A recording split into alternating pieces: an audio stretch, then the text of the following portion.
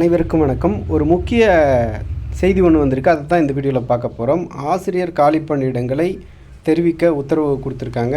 Teachers postings எவ்வளோ காலியாக இருக்குது அப்படின்றத உடனடியாக அறிவிக்க வேண்டும் அப்படின்னு சொல்லி கேட்டிருக்காங்க. என்ன அறிவிப்பு அப்படின்றது பார்க்கலாம். இது ஜூன் 19ஆம் தேதி வந்திருக்கக்கூடிய செய்தி. மாவட்ட கல்வி அலுவலர்களுக்கு பள்ளி கல்வித்துறை ஒரு உத்தரவு பிறப்பிச்சிருக்காங்க. இந்த உத்தரவுப்படி அரசு பள்ளிகளில் ஆசிரியர் கலந்தாய்வை உடனடியாக நடத்தவும், மாவட்ட வாரியாக காலி பணியிடங்கள் எவ்வளோ இருக்குது அப்படின்றத தலைமை ஆசிரியர்கள் உள்ளிட்ட அனைத்து வகையான டீச்சர்ஸும் ஹெச்எம் உட்பட எல்லா போஸ்டிங்ஸுக்கும் எவ்வளோ காலியாக இருக்குது அப்படின்றத வரும் 23ஆம் தேதிக்குள்ளார, அதாவது இன்னும் கிட்டத்தட்ட ஒரு 4 நாட்களுக்குள்ளார எமிஸ் இணையதளத்தில் இது உடனடியாக நீங்கள் பதிவேற்றம் செய்ய வேண்டும். எமிஸ் இணையதளத்தில் உடனடியாக பதிவேற்ற வேண்டும். அதே மாதிரி ஒரு முக்கியமான விஷயம் சொல்லியிருக்காங்க. முன்னறிவிப்பின்றி ஒரு மாதத்துக்கு மேலே லீவ் போட்டிருந்தா, அதாவது பர்மிஷன் வாங்காமல் ஒரு மாதத்துக்கு மேலே லீவ் போட்டிருந்தா அதையும் காலி பணியிடங்களாக கருதணும் அப்படின்ற ஒரு அதிரடியான ஒரு விஷயத்த சொல்லியிருக்காங்க. இதில் குறிப்பாக எதெல்லாம் பொருந்தாது அப்படின்னு சொல்லி கொடுத்துருக்காங்க.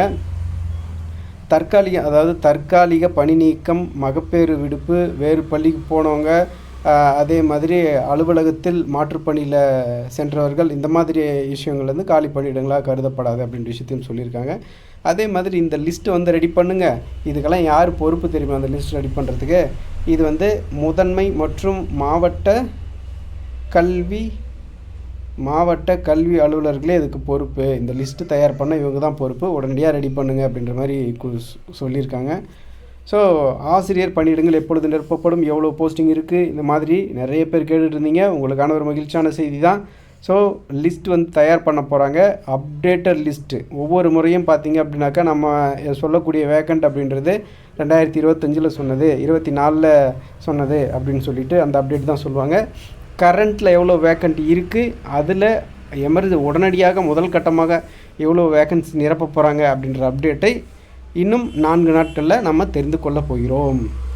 எப்படி அப்படின்னு கேட்டால், கிட்டத்தட்ட ஃபார் எக்ஸாம்பிள் சொல்கிறேன், ஒரு 30,000 போஸ்டிங் இருக்குது அப்படின்ற பட்சத்தில் அதில் ஒரு 10,000 போஸ்டிங்ஸ் அந்த 10,000 போஸ்டிங்ஸ் உடனடியாக நிரப்பணும் அப்படின்னு சொல்லி அரசு உத்தரவிட வாய்ப்புகள் இருக்கிறது.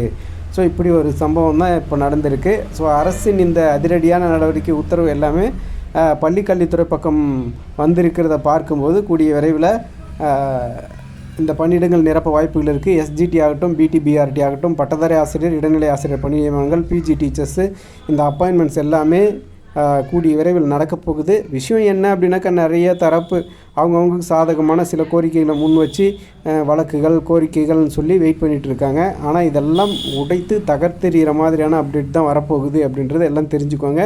சிலர் என்ன சொல்லுவாங்க, நியமன தேர்வு கூடாது அப்படின்வாங்க. சிலர் நியமன தேர்வு வைக்கணும் அப்படின்வாங்க. சிலர் என்ன சொல்லுவாங்க, ஆல்ரெடி நியமன தேர்வுலேயே நாங்கள் பாஸ் பண்ணி வச்சுருக்கோம், அதில் தேர்ச்சி மதிப்பெண் பெற்றிருக்கோம், எங்களுக்கு போஸ்டிங் போடுங்க, நான் நீதிமன்றத்தில் ஜட்ஜ்மெண்ட் வாங்கி வச்சுருக்கேன். அந்த மாதிரி நிறைய விஷயங்கள் இருக்குது. ஸோ இதை அரசு ஒவ்வொரு இதுலேயும் பார்த்திங்க அப்படின்னாக்கா இந்த மாதிரியான விஷயங்கள் இருந்துகிட்டே இருக்குது. அரசு இதெல்லாம் முறியடிக்கும் வகையில் அறிவிப்பை வெளியிட போகுது. அதற்குண்டான வேலைகளை தான் தீவிரமாக செய்கிறாங்க. சும்மா வளவலன்னெலாம் இருக்காது, அதிரடியாக தான் இருக்கும். சரி, பார்ப்போம் என்ன நடக்குன்னு சொல்லிவிட்டு மேலும் புதிய அப்டேட் பண்ணுற புதிய தகவல்களோடு அடுத்தடுத்த வீடியோக்கள் சந்திக்கிறேன். நன்றி.